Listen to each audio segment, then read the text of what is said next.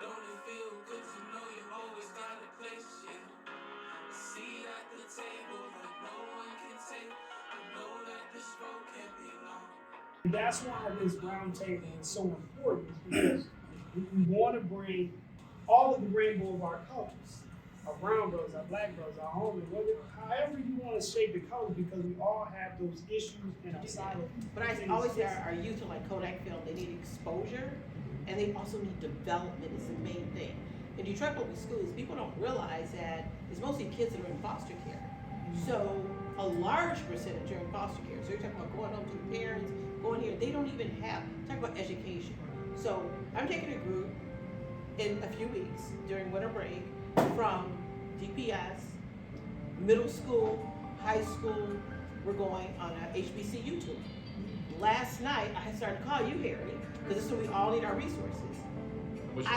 I couldn't get approved for the insurance. The insurance would not approve me for taking our youth out of the city of Detroit, foster care and everything. I couldn't get approved by any carrier because they said, what is it? So the underwriters, I would call and say, what is the HBCU tour? Why are you taking them? Why are you doing this? So I already got the kids online, everything, got the buses, everything done. Could not get a carrier.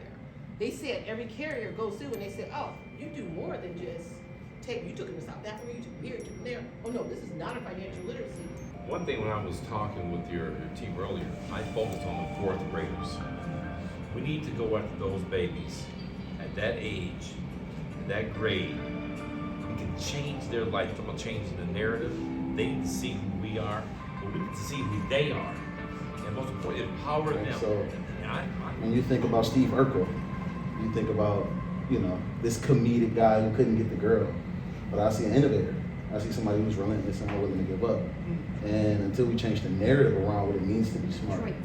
As a systems thinker, I believe in accountability. And when it comes to race, we have legislators at the state that made the choice to not give Detroit our fair share when it came to education. We have people that are making choices that are making it so that we have to dig into our own pockets, and that is completely unfair. I believe that the very best return on an investment is young people.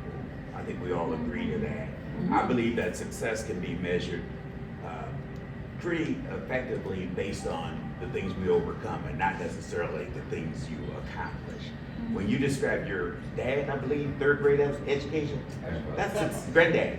That's success every day. And I think we've got to find ways to celebrate who we are. We don't really need the approval of white racism. But America's original sin and America's continuing legacy is racism. So many of us were a part of the fight. We watched where we had a few $1 billion on the table in Detroit. Mr. Engler and mean-spirited conservatives like that disrupted education again. We're not racist. It's just, how they be over there. If we are going to have a conversation about the structure of houses, homes, and communities, and we look at what actually is the determinant of how successful people are, it tends to be the income level and structure that they're coming from in general. George Bush is the most average human being in the world, but his dad was the president, so he was president. If he was born in the hood, he'd be a mechanic. But he's not, right? He's lateral, but lateral for him was the president. And so we gotta have a real conversation about if the challenges are systemic and fundamental to the neighborhoods that we live in. The reason, and this is something that I deal with a lot, the reason that I got extra help and support in school systems is not because, and I did get really high grades and I didn't study and all this kind of stuff, it's because I speak in such a way that people said that that is the smart thing. But I speak this way because I watch Discovery Channel, not because I read books.